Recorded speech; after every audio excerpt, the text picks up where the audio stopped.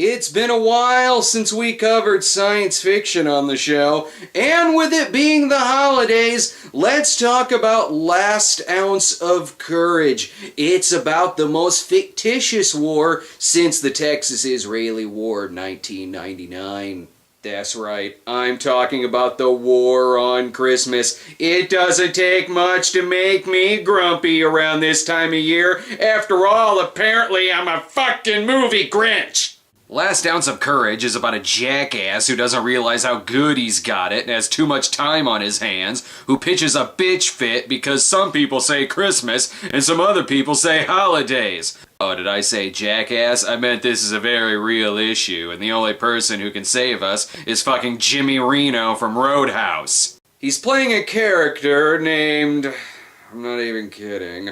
Bob Revere. Clearly a descendant of Paul Revere, because we all remember that famous quote, "The British are coming to remove our Christmas decorations." The movie comes to us from the year 2012, and if this didn't cause the world to destroy itself, then nothing will. It's even from Hellfighter Productions. No one fights hell in this movie, by the way. They just fight people who don't ejaculate over Christmas. And like every other exploitation movie I review on here, this movie starts out with a quote. Freedom is never more than one generation away from extinction. We didn't pass it on to our children in the bloodstream. And what will cause that extinction? The baby Jesus ain't allowed on government property! Apparently this quote is attributed to 1961. Oops, I meant Reagan, the 40th president, who was not the 40th president in 1961. Oh my, the filmmakers know how to put a square battery image on the screen. We get flashbacks showing Bob's son Thomas all through life, like when he got that job at the tuxedo factory. I guess Last Ounce of Courage means the day he got married? Yes, thank you for decorating your motorcycle, Bob. I would have thought you were from Cuba if you didn't do that. You know, I always saw myself as a patriot.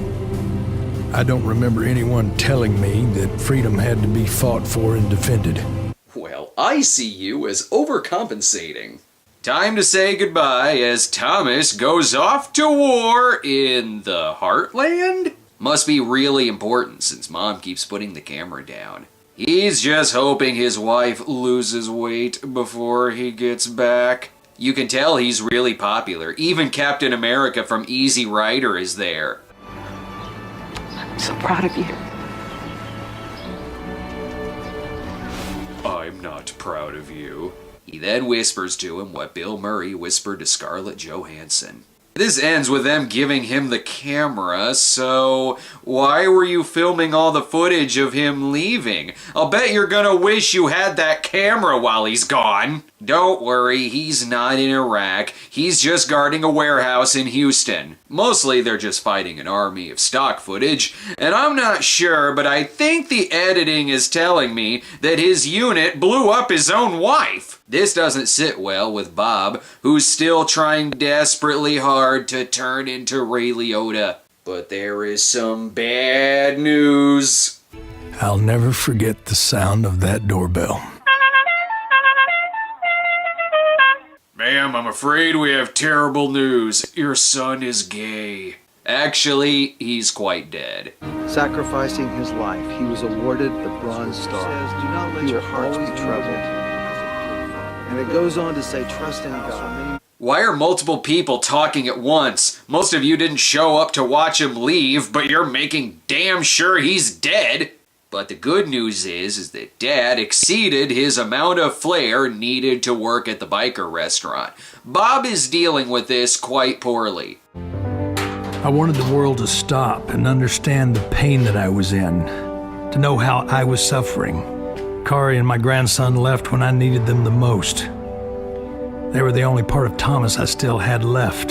The important thing is that this is all about you.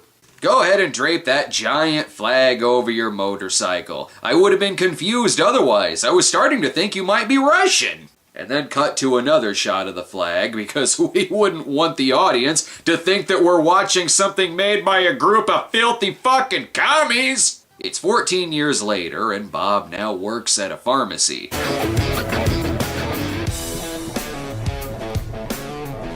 Something I can do for you, gentlemen? You steal our Steppenwolf CDs, bro? Actually, he treats them for a gunshot wound? What the fuck? So he fixes them up and then says he doesn't want to do anything illegal. I'm sure he accidentally rolled over on his gun. Bullets are like paper cuts, though. Just hug it out. He'll be fine. Best get home for the holidays. You're all grown up. Just like your dad. He looks like his dad. It's not some LA gang handshake, is it? Bob. Huh? Oh, you mean like the gang you just patched up? Or is that okay because that gang is white? But things are already tense at dinner. Do you remember that old missions church that was downtown? The one with the Jesus Saves cross on the side? We bought that building and we put the community mission there. Cross isn't there anymore. I have lost my appetite. It offended somebody. Yeah, it offends Jesus. He was killed on a cross. While their son may have died in the war, at least the camera survived. You can watch those.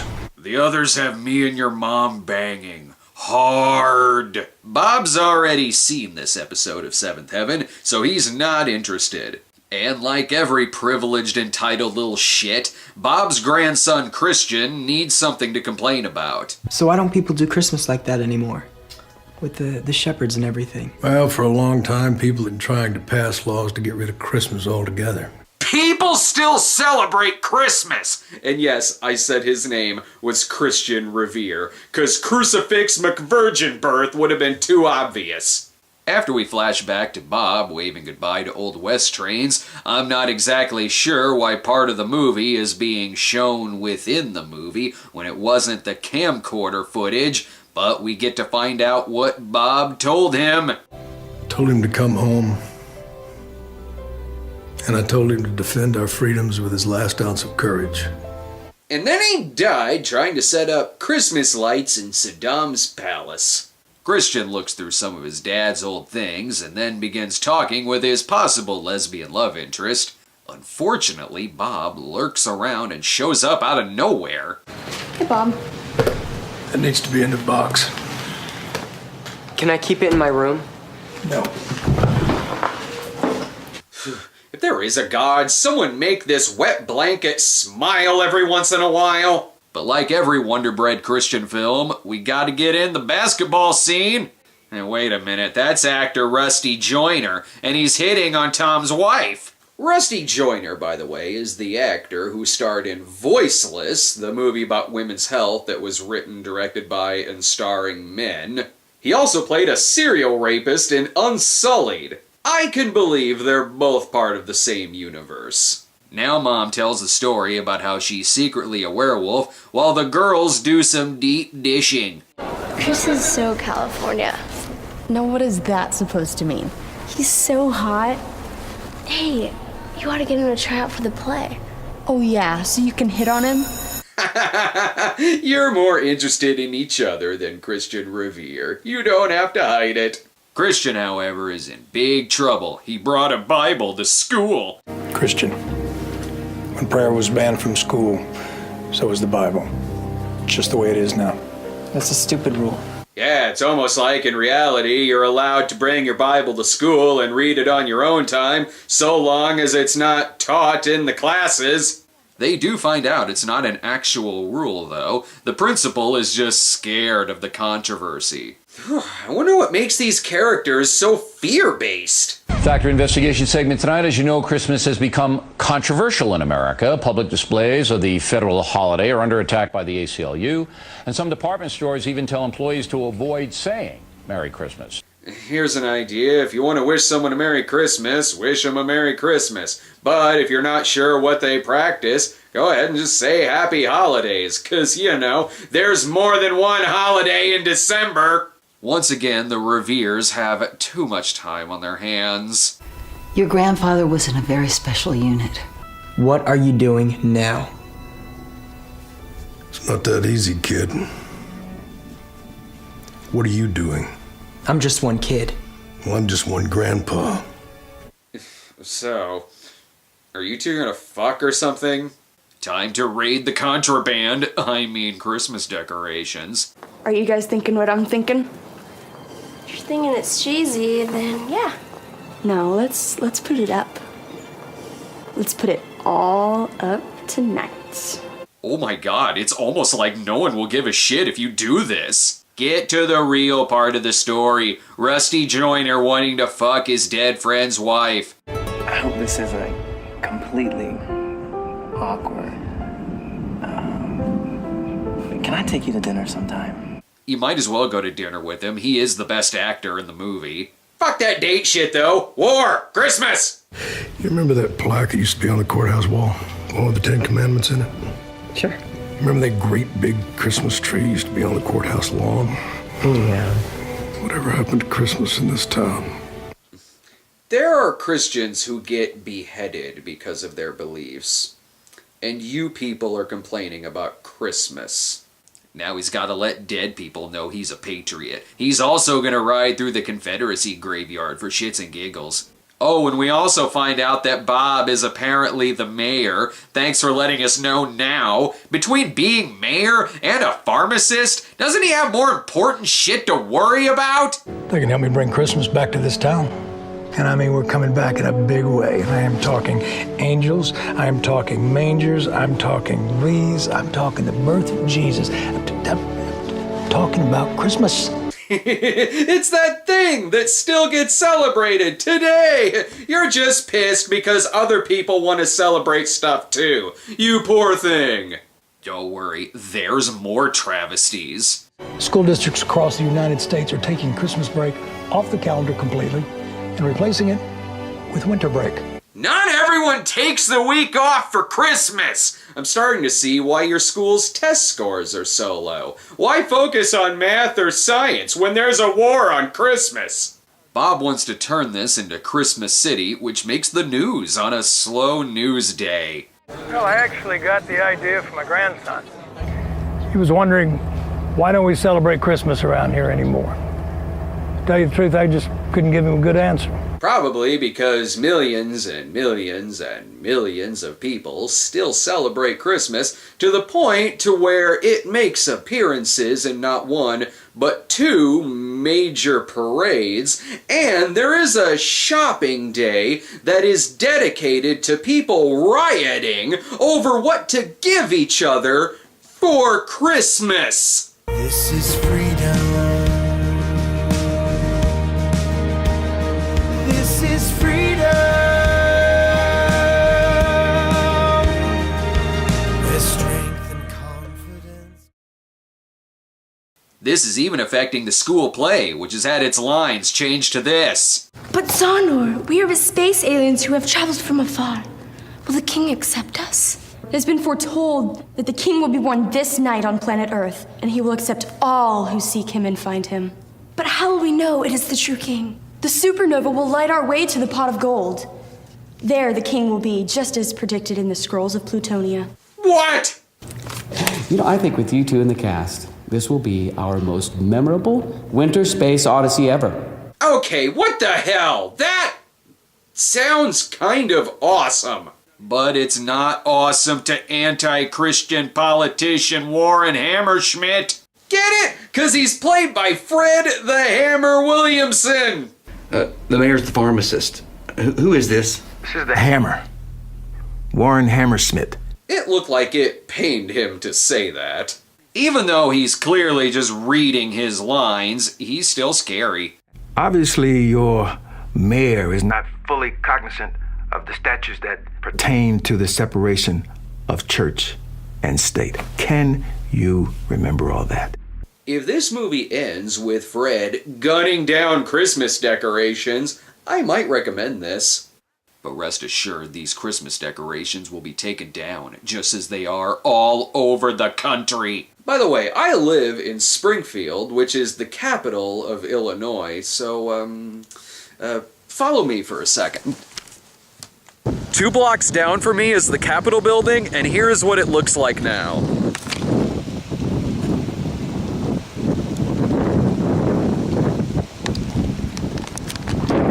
take your persecution complex and shove it straight up your ass. Even the kids want to get in on Operation Christmas. They're even changing the lines in the play to make it Christian. Why would you ruin a masterpiece? Bob's got an interview to give, though. Well, if trying to restore a holiday that the majority of our citizens enjoy, but a few old sore heads don't, makes me reckless and insensitive. Right? If you want your holiday to be recognized along with Christmas, then you're just a big old sourhead. And speaking of sourheads... You and your organization have been putting fear into every weak-kneed school board and city council in this country. At least he's not making up a phony war. Oh, and again, here's how bad the education system is here. I've been doing some serious research, and the real Christmas story, shepherds find the baby king, not aliens. Really? You're just now finding that out? And speaking of Operation Christmas, that's the name of their group. Operation Christmas. Operation Christmas? Can't we come up with a cooler name than that? It's Operation Christmas. How about Operation Sabotage? We know you want to shoot up the school because they took your Bible away. Stop talking! It's kind of ironic, though, that the kids who are pissed for taking Christmas out of things are trying to come up with alternate names to take the word Christmas out of their operation. Madison, I'm sorry, but your sabotage plan, it's missing something. Guns. Now they're planning on getting mad at the sky for denying them snow over the holidays. No more unrealistic than this. A couple of years ago, my son mentioned the word God in his valedictorian speech. Well, today we would be sued by some lone humanist. Or at least that's what the viewers of this film think. I love any scene where an old white guy explains persecution to a black man. And if you think saying Christmas is bad, think of the music! From our house Christmas Eve. Not one channel plays real Christmas music anymore. Follow me again. Watch this.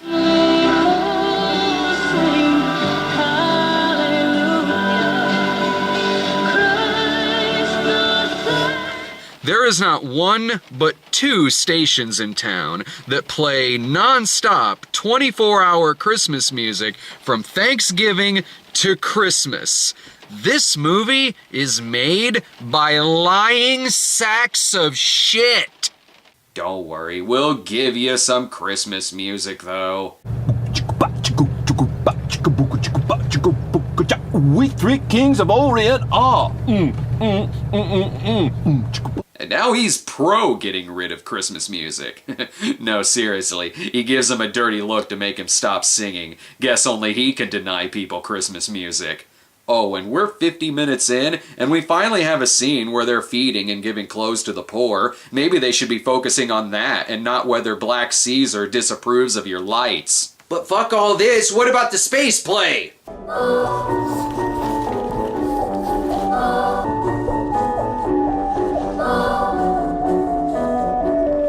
Sheer brilliance.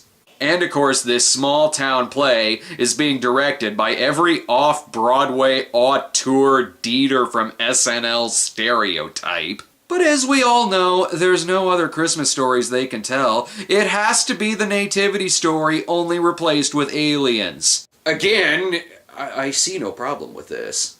Joke's on them, since they're rewriting the lines, that means they have to memorize 2 scripts. And that Christmas tree is hung up at City Hall because the true meaning of Christmas is governments preferring one religion over another. So much for being a mayor of all the people. Cigar-smoking Washington bigwig is not amused. And neither are those experiencing real persecution. Or, to put it simply, I say we all enjoy that tree like we used to. And everybody else just take a chill pill. take a chill pill, all you Jewish people out there. You have overstepped your boundaries, Mr. Hammerschmidt. I take offense to your politically motivated actions. Oh, he must be talking to a mirror. Any other stupid points? You're trying to tell us how we can celebrate a national holiday. That would be like calling Columbus Day Great Explorers Day. It's just stupid. No one wants to change the name of Christmas. And if it's an event that includes more than one holiday, why wouldn't it be called a holiday event? And Columbus isn't a religion. If you wanted to find a holiday that isn't controversial, why would your go-to example be Columbus Day? So he's got to have his religious decorations moved from the county courthouse. Oh, you poor soul. You might have to put them anywhere else. But back to that play. All the prophets foretold, we'll find a pot of gold. If only there were non-religious Christmas songs they could have used. Nah, just change the lyrics to Silent Night. Another example of just how privileged they are, they're still complaining about the play. Hey kids, you could have just dropped out of the play or not auditioned. Oh, in a movie about the importance of displaying Christmas decorations, just use special effects to light its tree. Yeah. Think it looks bad now? Wait till some atheist hooligans knock that motherfucker down. And the angel is even stomped on too. This is truly the worst thing to happen since 9/11. Controversy surrounds the mayor, though, when they try to smear him for not being a war hero because in Vietnam his foot hit a tripwire, which got some people killed. Not sure if that happened in the stock footage or if it happened in this scene, which was maybe in Chatham, Illinois. Clearly, this is too much for this town. The mayor of Mount Columbus was fired last night by the city council. He spent all of the town's yearly budget on Christmas decorations and did nothing to fight the wave of biker gang-related violence. He should be fired! So he's gonna drive to City Hall and personally shove a giant cross up those big-wig, bureaucratic, ACLU liberal-loving asses. Actually, he goes on top of the local mission building to pull the cross on top of it. You know, like a crazy person. 'Cause as we all know, crosses are never on religious mission buildings. Mayor, I just got stabbed with a machete on accident, but I'm one of them good patriotic white gangs. Can you help me? The cross gets hung and many people in the town cheer, while other folks in the town continue going about their day because they have real shit to do. Too bad. They're gonna miss speech time. 400 years ago, our forefathers left the religious oppression of another land to build this one. And the first thing they did was to put a cross on the shores of the Atlantic. The Native Americans would beg to differ. We are losing freedoms, one by one, that our forefathers, our brothers in arms, and my son died for. Right? Watch as he hangs up this cross and nothing happens. This movie is like Red Dawn if they were invaded by television propaganda. Young men and women are dying in foreign lands to preserve the freedoms that we enjoy every single day. Can you hear them? Just listen. It's their voices from the grave. They're wondering if they died in vain. No, they're thinking that they died for real issues, and not because some old biker can use their deaths to complain that there's not enough Christmas lights in Whoville. Now the crowd cheers more. Yay! The crazy town drunk is going to jail! Yay! Wait a minute, the word cross is already in the mission's name. God damn it, no one gives a shit if the building has an actual cross on it. This is truly an inspiring moment, even for the news people. Jessica? What are you doing? Something I should have done a long time ago, Walter. I'm going home to spend Christmas with my family. People still work on holidays. You are so fired. Oh, I forgot to mention, there's been a mysterious figure who pops up in the background a few scenes who may be hippie Jesus. He gives Bob the greatest gift of all, the gift of listening to the most absurd scene in the movie. The school play is finally being performed. Behold, don't be afraid. I am an angel, and I bring you good news of great joy, which will be to all nations. Today and You didn't write that, did you? I haven't seen a brilliant space opera get this butchered since the Star Wars special editions. They actually go as far as locking the play director in the closet. That'll stick it to the people in the audience who don't celebrate Christmas. The play ends with Christian showing a video of his father giving a private message of love to his wife and family. And the other people in the audience are like, okay. I just want you to know that I'm fighting for you over here. And for our freedom. I do it because I love my country and because I love you. Pet Christian now feels like an idiot for bitching about a play.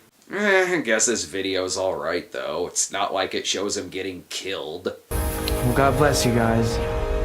I love you. And Merry Christmas. What the fuck? Perhaps you should have watched the end of the video. Now all of these families have seen your father getting blown up.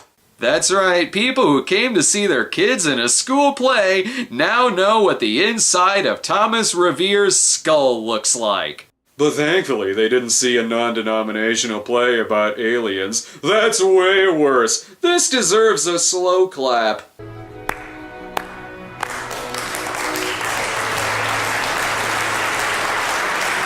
Yay, nativity snuff films! This is very unrealistic. The only thing this guy would be saying is, ugh, fucking white people. By the way, I wasn't kidding. Yes, the long-haired guy is either an angel or Jesus. Maybe he should be with those actually being killed for their beliefs. This scene is supposed to be very emotional, but I'm just relieved he's against the number 666. Their estranged daughter even comes back. She's very apologetic for, I don't know, the movie never really says. I'm assuming she recorded over his favorite Duck Dynasty episodes. And again, Jesus was in this film.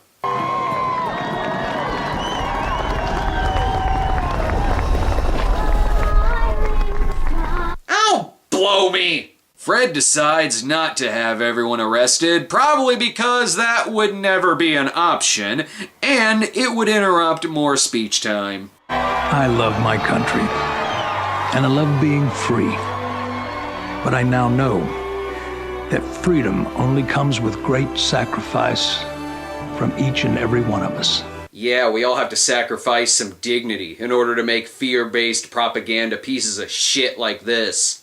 It ends with another quote from Reagan, this time in 1964. He still wasn't the president when he said this. And look! Pandering! Merry fucking strawmansmas! This is a movie about people so well off and so privileged that they just have to feel victimized and persecuted about something.